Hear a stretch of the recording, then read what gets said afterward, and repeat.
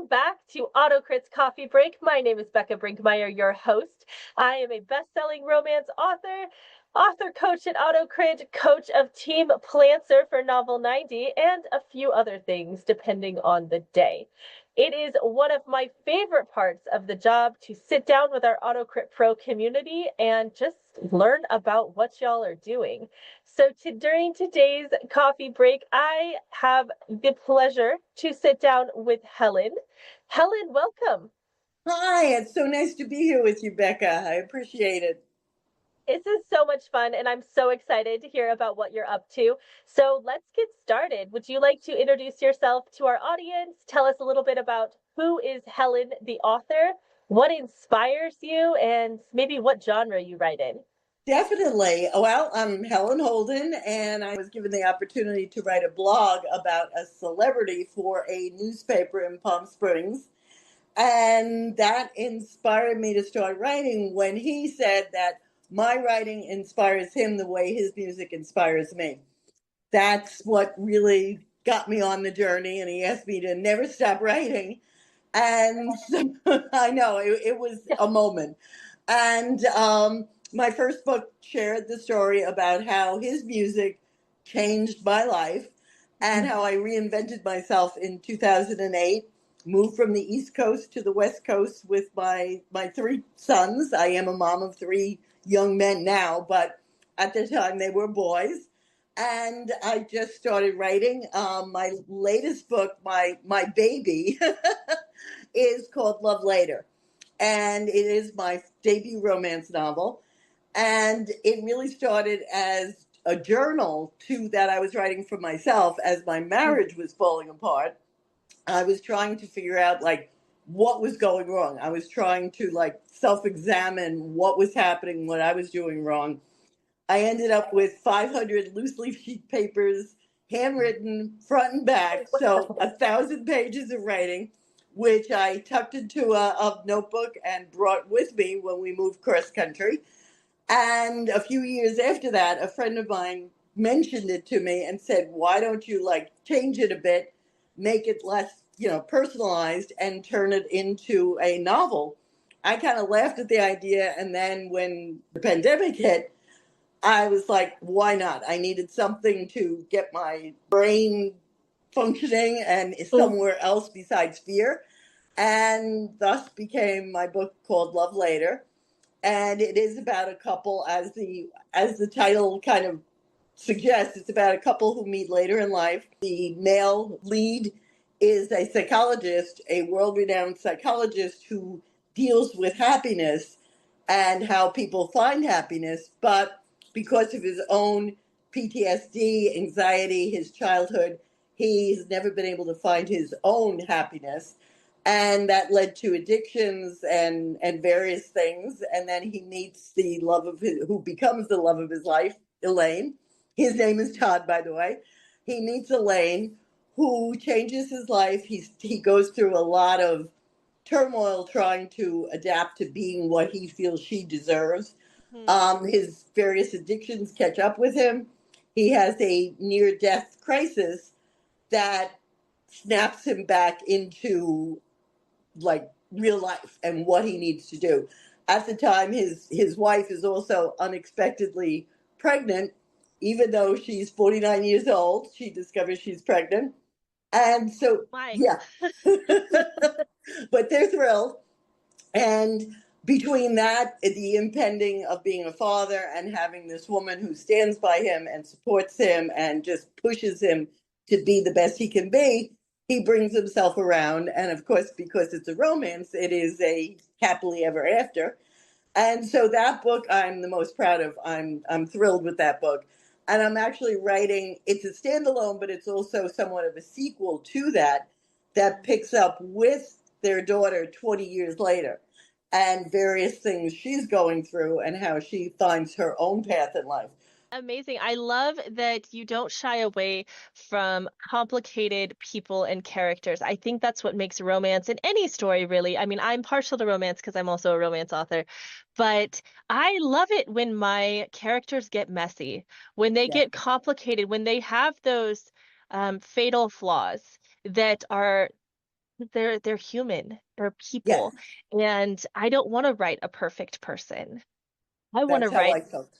I want to write a messy person, a relatable person, a person that you go on an emotional journey with because you Exactly. have the themes of resilience. You have the themes of the love as a choice as well as a feeling of what do you do when you're put in this situation with, is it your partner or is it not your partner? You don't know. You have to make that choice that day.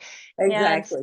I really love the depth that you have poured into this story. I can tell it's a very important story to Thank you you. as well. So It is. I haven't read it, but I love it already. And well, thank you for that. And like you, I like a story with substance. I mean, there is some spice, there is the usual Sure. what we want, but I also want a story with substance, not 35 chapters of them just having a good time behind closed doors.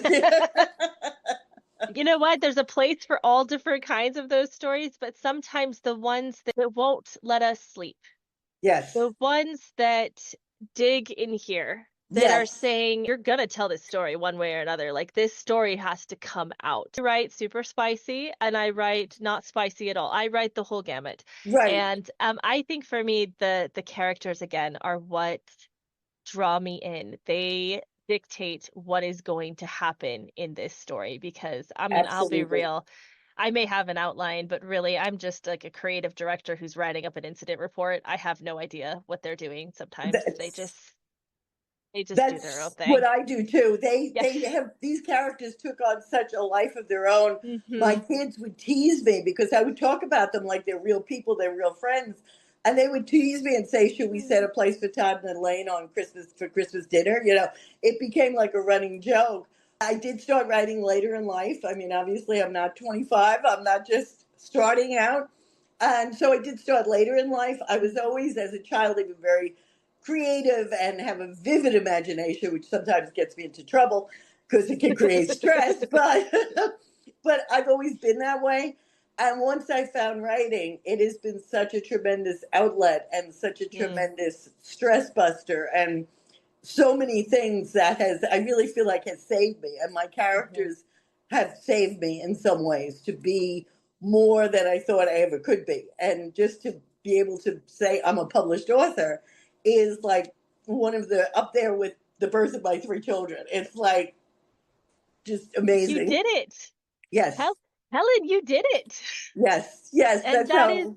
we want to celebrate every moment of that because you brought this book to life. Yes. Yes. It's such a thrill and I can't wait to have my next one in my hands. I love this journey for you, and I am so excited to see what you do next. I will say, when you have a heart book, and this sounds like a heart book, they are hard to edit because you just poured your whole soul raw and onto the page, and now we have to prune. So, what is your editing process like? Did you use AutoCrit, for example, as one of your editing tools? Like, how did editing go for you? Editing is the most difficult part of writing a Hmm. book, as you as an author know, Yeah. because you love it all, you see it from your perspective, and all of a sudden Hmm. you have to, as you said, prune it like a garden. And I did use AutoCrit for all of it. I did use Oh, wow. another program which I did not like as much. I Hmm. still use it for like a second opinion kind of thing, Sure. but AutoCrit is my primary go-to, and I'm actually writing the next book in AutoCrit as we Oh, speak. good. And I love AutoCrit. I love the support. And I'm not just saying that because this is AutoCrit. It really was amazing. And so I used that. I used the feature on Word where it reads back to you, where you can Hmm. hear your book, like an audio book. I used that. And then a friend of mine who is an English professor in another country. But she speaks English. Hmm. She did the editing as well. She helped me with the Oh, editing wonderful. because I'm an indie author. I'm new. I'm on a limited budget. I'm not going to lie. Sure. I had to cut as many corners as I could, and I did hire an editor who pretty much changed the entire story. I was fortunate that they did give me my money back because it was a hefty fee I paid, and it was just Hmm. awful. I mean, it was terrible. So I was very grateful to have AutoCrit that really helped, pull the things out that was unnecessary, the extra buts and ums and ands and all of that good stuff.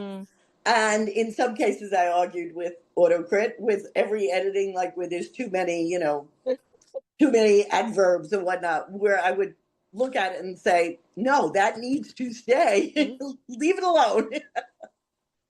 So that was my process. Mhm. And I plan to do it the same way the next time. I have had other authors and whatnot read the book just as, friendly. Yeah. And they've enjoyed it and they see no issues with it. And they didn't find any glaring, like, oh my God, that should have been changed. So I'm happy with the way it turned out. I think that's wonderful. And I also really like, so AutoCrit doesn't change your work for you. You have to change it. And I love that actually because I get to keep my unique voice Yes. in my story. I say I've said this before. People who've listened to all of these will hear this more than once. Dialogue is very informal Yes. because my characters are people and people tend to speak informally, which means they also use things like contractions and adverbs and incorrect grammar. And I don't want something that's going to auto change all of that because if you made all of those suggestions and you just arbitrarily changed it, it would take the soul out of my book. Absolutely. But AutoCrit lets me keep the soul of my book. I love that it's a tool in my toolkit. I love using Market Fuel as a way to help kind of position my book in the market. I think I'm not a huge outliner. I'm a plantser. Me too. So I love the backwards blueprint because I have multiple screens and I'll have that up on one screen while I'm going through and doing my line edits so that I can remember like what am I doing here. I love So that. I love yeah. that. And I'm the same way. I mean, I've started books from the middle or Mhm. from the end, like the last chapter, and I'm just all over the place with it as it comes to mind. And I'm doing the same thing with Mhm. Nadine, which is the name of my next book. And where like as something comes to mind, it might be in the middle, the end, or whatever. And then I also find that I go back, at least I did with Love Later, and rewrote the opening chapter Mhm. because as the story evolved, the opening chapter wasn't strong enough to get across the point of what the reader could expect. Like it had to needed more strength. Just kind of as it comes is the way I write it and what my heart tells me to write. Well, I like to say, since we're a platform built for authors by authors, we'll help you plan it. We'll assist, we have a place for you to write it. We'll help you edit it, analyze it, and now we have that market fuel. So we will help you with that marketing piece. We try to cover all those pieces to take some of that stress off of you. So I'm so pleased that you have had such a great experience on our platform. It's been wonderful, and I plan to continue using it with every book. I've got so many books in my head that I have planned to write. I'll be Amazing. using it for years. That's what we like to hear. We're not going anywhere. Good. So, as we wrap up our coffee break segment, I want you to tell us why we need to pick that book up today. Okay, I would love to do that.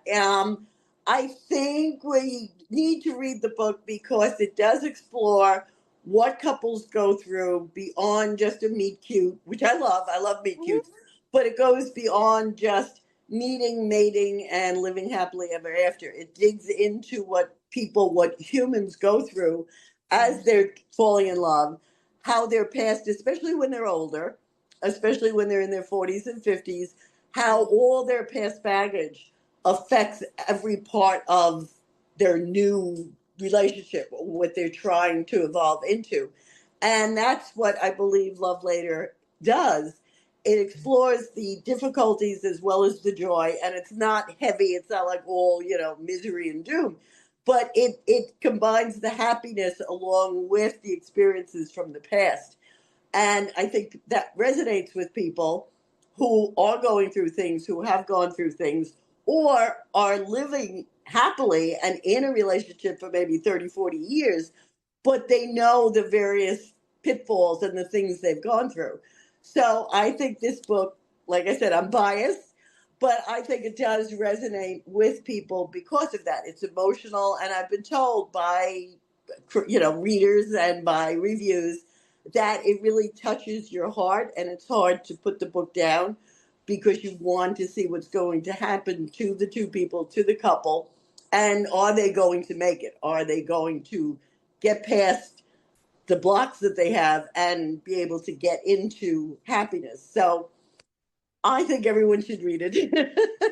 I love it. I love, again, the depth. I love the unapologetically emotional themes because it is going to give that fully fleshed out love story because love is Exactly. messy and love is hard sometimes. But Exactly. it's, this beautiful, hard to quantify thing. And I love that you are tackling that in a romance novel. And I wish you all of the best as you continue this series. I think it Thank sounds you. so fascinating. And where could we buy it? You can buy it on Amazon. I am on Amazon. Okay, I'm also linked on Barnes and Noble. A perfect. lot of independent bookstores don't have it in the stores. I'm working on that now, trying Mhm. to get into brick and mortar, but it is on their websites. But Amazon is the primary place. It is in Kindle as well as softcover. And there are warnings in it just in case, like mental health issues or addiction Mhm. can be a trigger. So I did make sure I put warnings in. Oh my goodness, it has been an absolute pleasure to be chatting with you for this coffee break. Helen, thank you so much for coming on, for sharing your book, your insights, and this delightful conversation. It has Thank been you, a Becca. pleasure. Thank you. Likewise, I enjoyed it so much, and thank you for the opportunity. And I'm looking forward to reading your books as well. Oh, thank you so much. For those of you who are tuning in, thank you for listening. We have the links for Helen's books will be in the caption, so please be sure to check those out. If you haven't written today, consider this your reminder from Bekah that you probably should write something today. And with that, I will see you next time. Thanks so much. Thank you. Bye.